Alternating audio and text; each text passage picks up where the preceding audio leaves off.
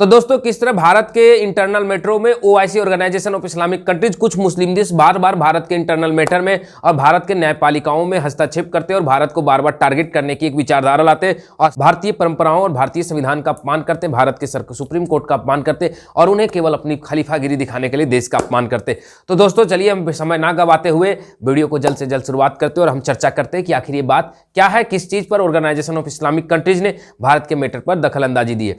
तो दोस्तों मैं बात कर रहा हूं श्री राम मंदिर। श्री राम मंदिर अयोध्या में बनी 22 तारीख को प्राण प्रतिष्ठित हुई। 22 जनवरी को आपने देखा, पूरे देश दुनिया देखी, इसकी धूमधाम मनाई गई। यूएई में, यूएई के बुर्ज खलीफा में भी लगाया गया। सऊदी अरब में धूमधाम से बटे, मिठाइयां बटी और दोस्तों इससे भी बड़ी बात अमेरिका और यूरोप के कई देशों में तो इसके लिए पार्टियां रखी गई, सरकार के द्वारा फंड दिया गया और पूजा पाठ करवाया गया बड़े बड़े सरकारी स्थलों में। तो दोस्तों ये बात हो गई, हम आगे बढ़ते। तो आखिर ऑर्गेनाइजेशन ऑफ इस्लामिक कंट्रीज ने भारत के ऊपर दखल अंदाजी दी। देखिए दोस्तों मैं एक ही चीज कहता हूं, हर जगह पर कहता हूं कि कोई भी बात हो, आपकी इंटरनल मैटर ये सब चीज है, आप बाहरियों की इस बात पर कभी ना जवाब दें, आप उससे निंदा करें। भारत सरकार के ऊपर अब सख्त से सख्त एक्शन लेना चाहिए और ओआईसी पर कार्रवाई के लिए और भारत कार्रवाई के लिए जवाब दे।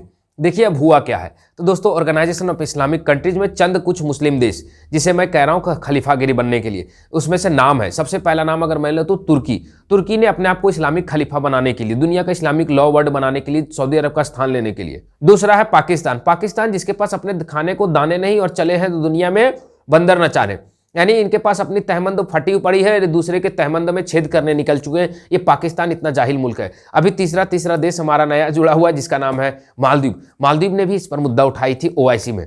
दोस्तों इन लोगों ने भारत को हीनता और नीच दिखाने के लिए सोच करके देखिए कि वहां पे ओआईसी से एक बात जारी करवाई कि हिंदुस्तान में मुसलमान असुरक्षित है, बाबरी मस्जिद को ढाया गया है। दोस्तों ये इंटरनल मैटर है भारत का, ये एक्सटर्नल ओआईसी को इसमें कोई भी तरीका से दखल अंदाजी देने का कोई अधिकार नहीं है।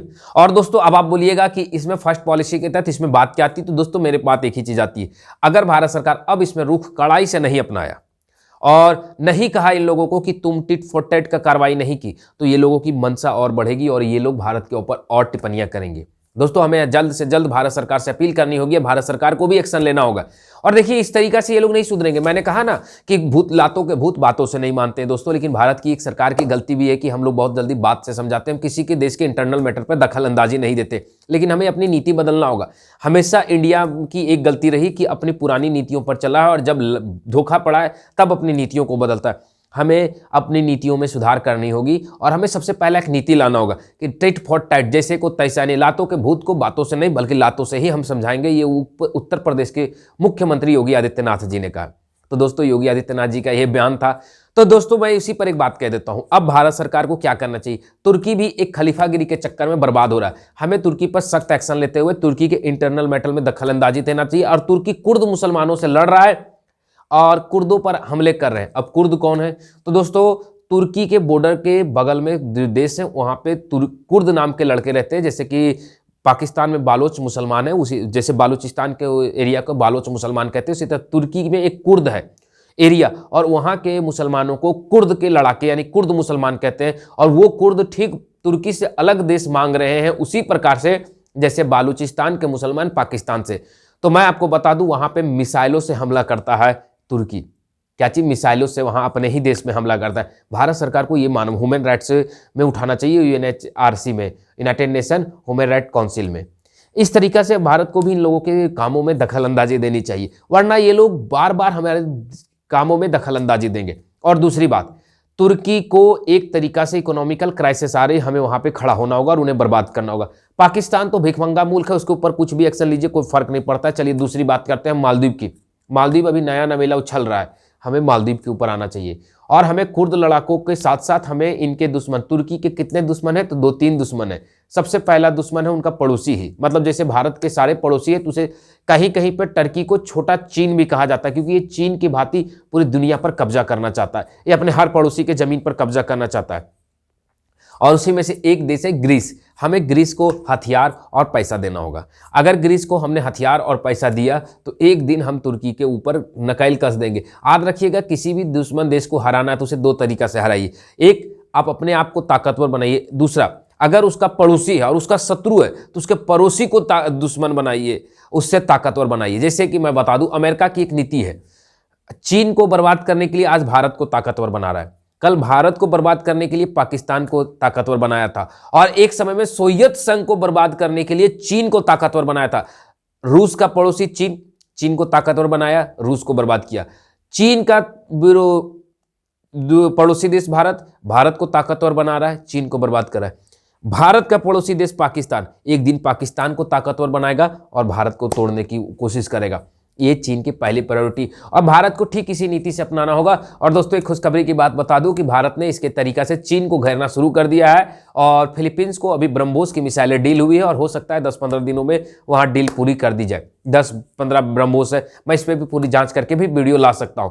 खैर दोस्तों, आप बताइए, आप इस पर क्या कहना चाहते हैं? क्या इस प्रकार के इंटरनल मैटरों में दखल अंदाजी देना? और सबसे बड़ी बात, जिन मुसलमान देशों के यहाँ खुद लोकतंत्र नहीं है, जो खुद जाहिलियत से भरे पड़े हैं, जिनके यहाँ आतंकवाद बढ़ा है, OIC nation, Organisation of Islamic Country जो बने था ओआईसी, उस गठन हुआ था मुस्लिम ब्रदरहुड और मुसलमानों में भाईचारा लाने के लिए। लेकिन क्या आज भाईचारा है? आपस में ही सीरिया इस सब में गृह युद्ध छिड़ रहा है, शिया सुन्नी को मार रहा है, सुन्नी शिया को मार रहा है। बताइए क्यों? पाकिस्तान में 20 लाख से अधिक शिया मुसलमान मारे गए। क्यों मारे गए? सोचिए, टर्की कुर्द मुसलमानों को मर रहा है, क्या वो मुसलमान ब्रदर्स नहीं है? आप सोच करके देखिए, ईरान ने भी पाकिस्तान पर मिसाइलें गिराई, पाकिस्तान ने भी ईरान पर गिराया, क्या ये दोनों मुसलमान ब्रदर्स नहीं है? अफगानिस्तान में तालिबान ने वहां के मुसलमानों पर मार दिया, कोई भी ओआईसी के कंट्री ने उस पर टिप्पणी नहीं की, अपनी सेना नहीं भेजी, क्या वो मुसलमान नहीं थे? खैर दोस्तों, आप कमेंट पर बॉक्स में बताइए, इन जैसे लोगों के ऊपर आप क्या कहना चाहते हैं जो बिना कारण कहीं भी अपने नाक घुसेड़ देते हैं। मैं तो एक ही चीज कहना चाहता हूं कि अगर अधिक लंबा नाक करे तो नाक काटिए, और भारत सरकार को ठीक वही नीति अपनाना चाहिए अमेरिका को। अब मैंने बता दिया, तुर्की का सबसे बड़ा दुश्मन उसका पड़ोसी ग्रीस है, और चीन का जैसे पड़ोसी फिलीपींस और वियतनाम और ताइवान है। हमें ग्रीस का एक ऐसा ऑप्शन मिल चुका है, ग्रीस नाम का देश, जो तुर्की का इतना कट्टर दुश्मन है, जैसे कि 1947 के बाद से आज तक पाकिस्तान की एक ही मंशा है कि जिस दिन ताकतवर होंगे भारत को गजवाए हिंद करेंगे। उसी तरह ग्रीस की आजीवन एक मानसिकता रहे, कुछ भी हो जाए हम तुर्की के ऊपर हमला करेंगे और तुर्की को तहस नहस कर देंगे। ग्रीस पाकिस्तान से अधिक कट्टर है, बस ग्रीस के लोग एजुकेटेड है इसीलिए, और थोड़े कमजोर है इसलिए वो चुप है। लेकिन पाकिस्तान के जैसे जाहिल, अगर हमने ग्रीस को मजबूत कर दिया तो हम तुर्की के नाक में हथियार डाल के नसैल कस देंगे। अब हमें यही चीज करना होगा। खैर दोस्तों, वीडियो देखने के लिए बहुत बहुत धन्यवाद। आप बताइए, आप इस विश्लेषण पर क्या कहना चाहते हैं, वीडियो कैसी लगी, और साथ ही साथ आप ऑर्गेनाइजेशन ऑफ इस्लामिक कंट्री पर क्या कहना चाहते हैं। दोस्तों, मेरी वीडियो किसी भी पक्ष विपक्ष में नहीं थी, मैंने केवल ऑर्गेनाइजेशन ऑफ इस्लामिक कंट्रीज की मंशा आपको बताई, और किन देशों के खलीफागिरी बनने के कारण ऐसा हुआ उसको मैंने आपके सामने रखा, ना कि किसी भी पार्टी या देश के पक्ष विपक्ष की बातें थी। खैर दोस्तों, वीडियो देखने के लिए बहुत बहुत धन्यवाद। मेरी वीडियो कैसी लगी जरूर बताएं। और दोस्तों, एक और वीडियो, 2-4 वीडियो मैं रोज लेकर के आता हूँ, current affairs, world relationship, India first policy के तहत इंडिया से दुनिया में क्या हित है और क्या हित है, कौन इंडिया के पक्ष में कौन विपक्ष में। अगर इन वीडियोस को देखना चाहते हैं तो हमारे चैनल को लाइक करें, फटाफट सब्सक्राइब करें इस वीडियो चैनल को, और इस वीडियो को ज़्यादा से ज़्यादा शेयर करें और हर दोस्तों तक पहुंचाएं। साथ ही साथ दोस्तों, हमारे चैनल पर बने रहे, जो भी अगली अपडेट आएगी, जो भी इंडिया फर्स्ट पॉलिसी के तहत इंडिया के लिए हित अहित की बातें आएंगी, मैं जरूर उस वीडियो को लेकर के आऊँगा। खैर दोस्तों, चलिए, वीडियो देखने के लिए बहुत बहुत धन्यवाद। जय हिंद, जय भारत। दोस्तों, फिर मिलते हैं एक नई वीडियो के साथ।